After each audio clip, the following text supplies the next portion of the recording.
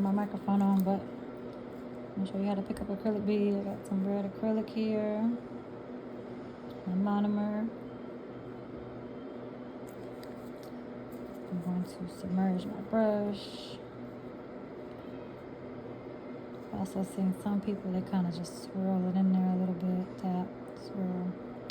I'm going to dip, and then I like to just kind of tap, or you can dip and drag. Really no right or wrong way to do it. And tap. So I want to get rid of a lot of liquid, but not too much.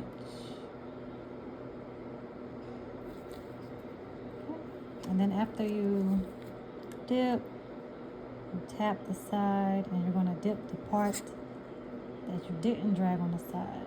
That's the part you're going to put in acrylic. So you should come out like tap, tap, bam. Tap, tap, bam. Flip that brush on, bam. Tap. And I'm going to find my powder. I'm just going to tap it lightly. 1, 2, 3, 4. Depending on where you're going to put your bead at is how much acrylic you're going to pick up. Or depending on your bead method, maybe you want to do the 1 method, the 2 method, the 3 method, it don't matter. It's as long as you get a nice structure. I normally like to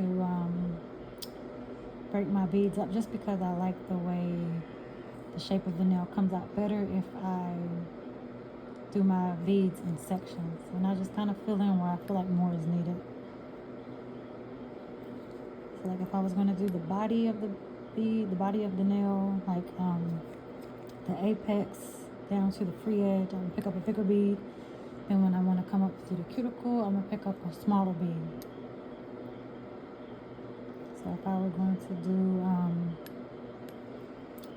like if I'm going to start at my apex, and I'm just going to tap a little bit, and I'm going to go 1, 2, 3, 4, 5, because I want a bigger bead. And this should take me from the apex down to the free edge. And then when I want to do my cuticle, I'm going to wipe off a little bit more liquid. And I'm going to pick up a smaller bead. So I'm probably just going to go 1, 2, 3. Smaller bead for my cuticle. And that's acrylic bead.